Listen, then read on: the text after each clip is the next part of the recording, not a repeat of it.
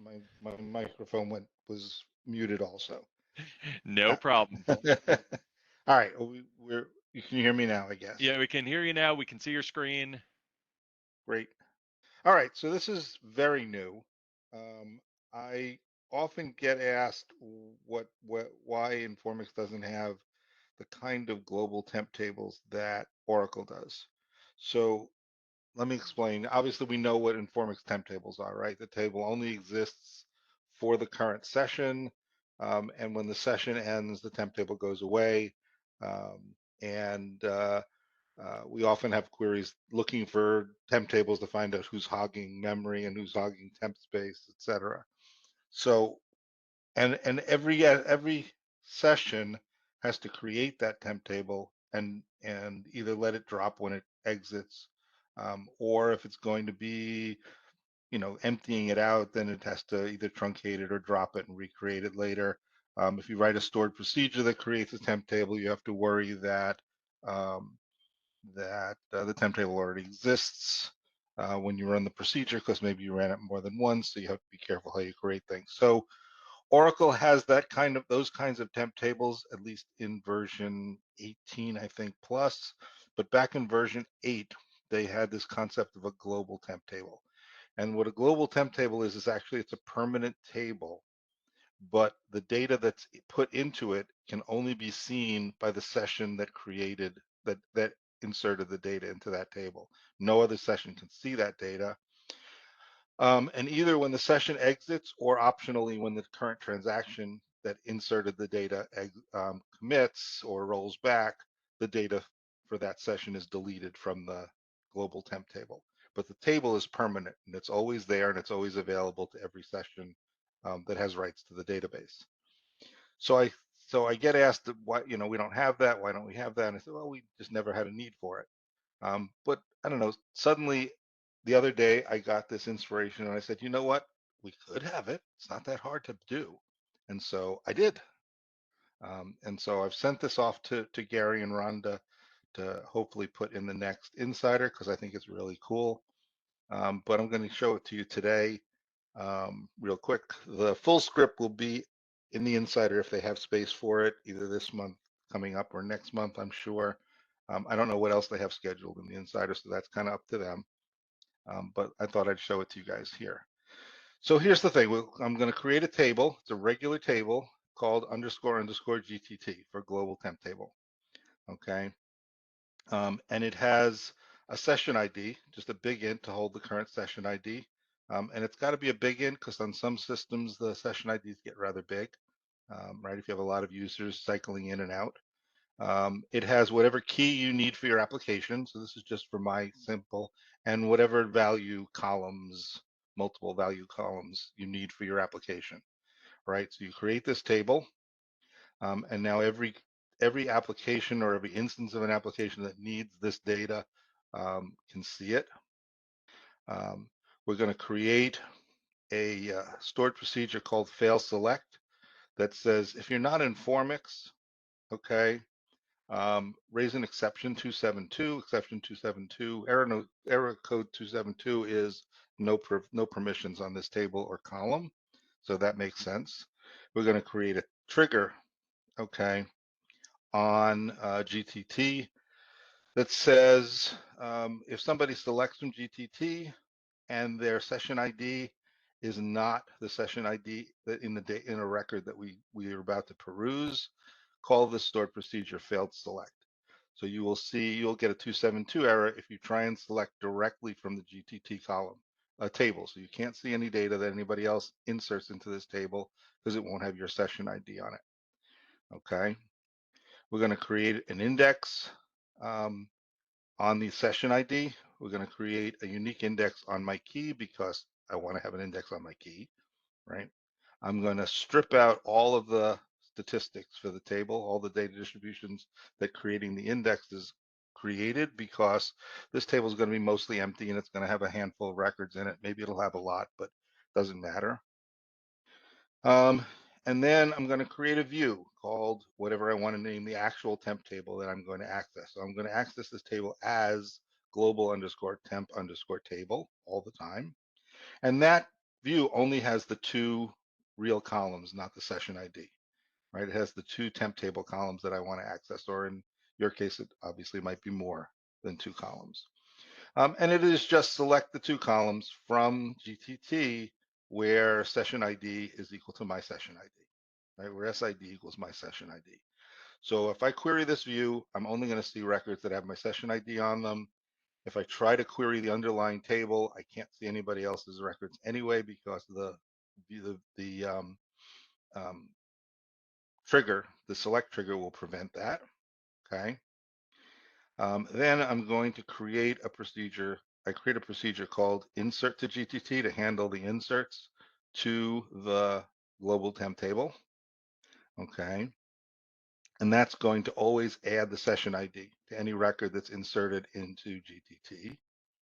I'm going to create a trigger on global temp table, right? On global temp table, instead of inserting into global temp table, which is a view that I can't insert to, I'm going to execute my insert procedure to actually insert the record to underscore GTT with the session ID of my current session. Okay. I'm going to I created a procedure called clear global temp table. So it's just a function that I can call in my session if I want to empty out my records from it in the middle of a session. Let's say I'm starting over again, finishing something. So that emulates the option in Oracle to clear out the temp table data at the end of a transaction. Okay, got that? And then I've got a delete trigger on it, and instead of trigger delete, so when you delete from the stored procedure, from the view rather, manually, it will actually delete from underscore GTT, right, by calling clear global temp table. Okay, and then, where are we? And that's that. And then I've got this here. In the SysDB close function procedure, right? If you don't know what a SysDB close procedure is, when you connect to Informix database, if there is one defined in your database, either globally or for your user ID, owned by your user ID, there's a SysDB open procedure that's executed that can do things that you need done, like assign a default role to your user when you log in. And there's a SysDB close function that's run when you log out. So what I have is when a session logs out, it's going to delete all the records from underscore GTT that have my session ID on it. Okay, so that's done there. And so now let's play with this. So I'm going to open up two sessions. Okay.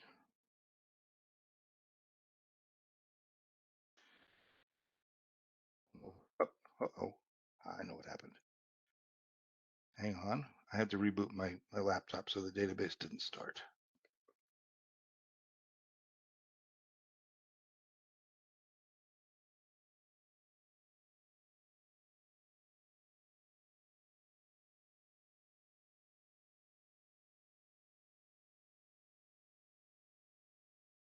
Okay, and we're online. So let's go here. Now we've got one session here, one session here, and I'll create a session in this window where I'm a user Informix. Okay.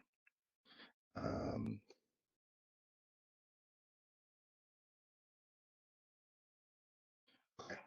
So in this session, I'm going to insert to global temp table values. Oops, typo. Values 0 and let's say current year to, let's do even simpler, hour to second. What did I do wrong? Oh,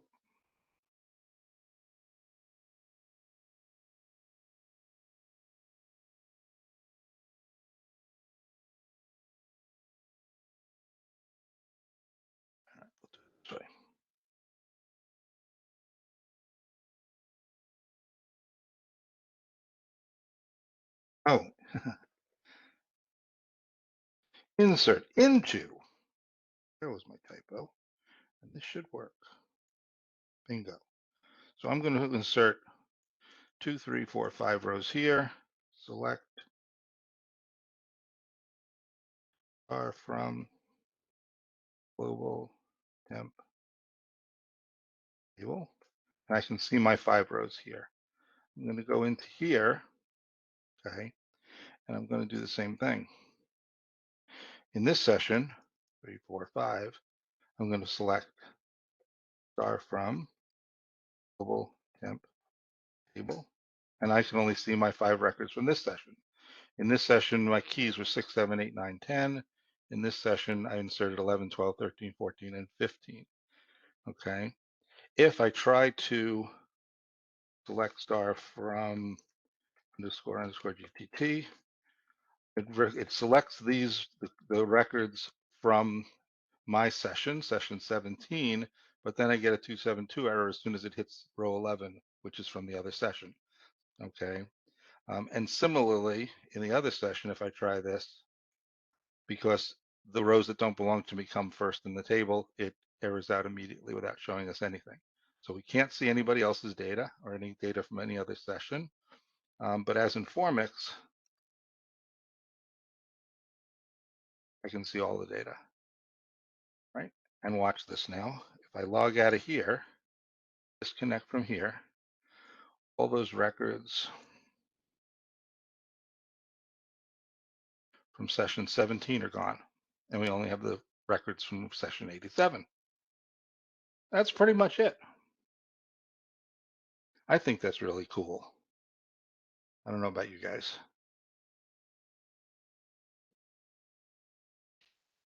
I do. So does anyone have any questions?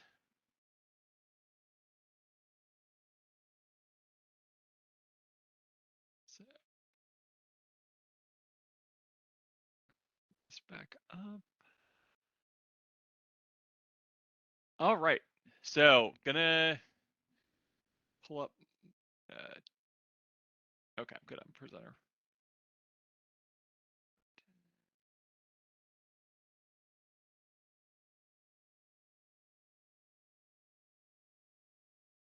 All right. Okay. Can you see?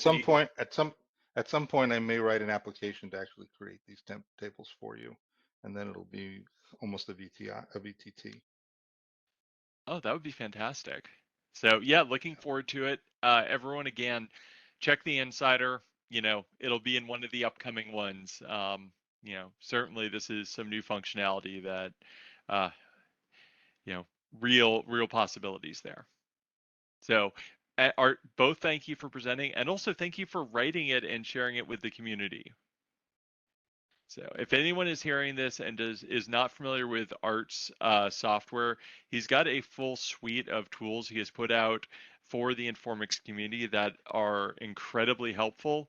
So those you can all get on the IAG website. Art, I don't know if you want to plug anything else for everything you've done for the community.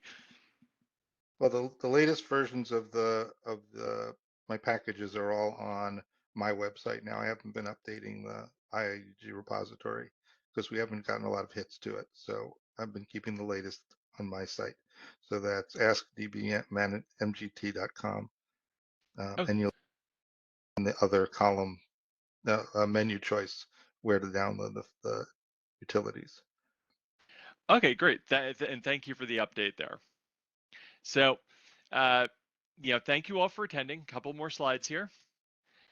Next thing is our next tech talk. So these are, if you're not familiar with them, individual technical sessions that the IEG puts out about every month, taking a little bit of a holiday break and then picking back up with Lester talking about SysMaster for dealing with performance tuning and monitoring of systems.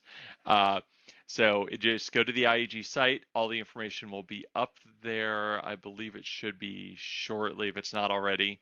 So that's February 2nd. Make sure to RSVP for it. So that'll be a really good talk.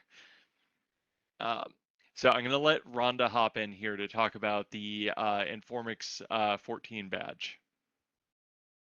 first of all, thanks everybody for speaking today, and thank those of you who've actually joined the call today. I think we've learned a lot of interesting things, and that's why we do these. We hold these meetings to learn more and keep the community involved. So that being said, there were issues with the Informix badging there for a while, and it has been corrected. So just want to make sure you all are all aware that this is still available for anybody, and it I think the confusion too also leads that certification is now called badging. It gives you the same benefits that it always did when it was considered certification. It's 60 questions. You have 90 minutes to complete it. There's been quite a few people who have taken it. You only need a 72% to get your certification. It does still count for partners, as did the old certification. You still get all the same benefits for the badging and partner world. There's the link there that you can use to actually register and start your process of certification. The good news is we're giving a sale for the month of December. Instead of paying the $150, you can pay $49.99, and it's the same test. You'll get all the certification. It's just that we're running a sale here. So when you purchase it, you will have the 90 days from the date of purchase to schedule and complete the exam. And once you complete it, you'll get your badge information from IBM. So the note at the bottom is we sell it, but we don't have custody of it, and therefore you'll need to go through IBM to schedule and take it. So I don't know if you have any questions on that. If you do, we can answer it. Oh, thanks, Art. See, Art put the link out there in the chat. That was nice. One other thing, for those of you who decided to hang out to the end, I did get permission from Cindy Lichtenauer, the president of the IUG, to give one free test away to attendees of this meeting. So this excludes anybody from IBM, HCL, the WAIUG board, and the IUG board.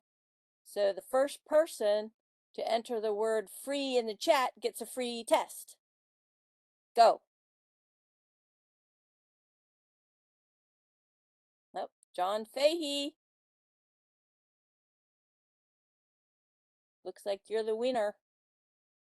So I'll get with John and we'll set you up with your free exam. Congratulations. Yeah.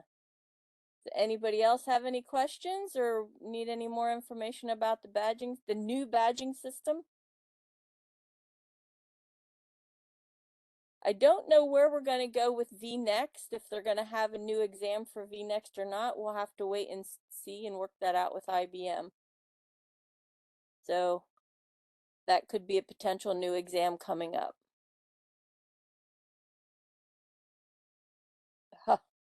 John.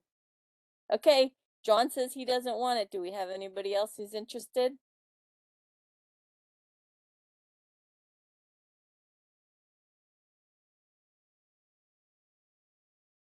Okay, then we'll go this way. If you're too shy to put it in the chat, the first one to email me at Rhonda@IIUG will get the free exam. So let's actually I'll type that in there real quick. Yeah. So everybody knows. Yes, Rhonda@iiug.org.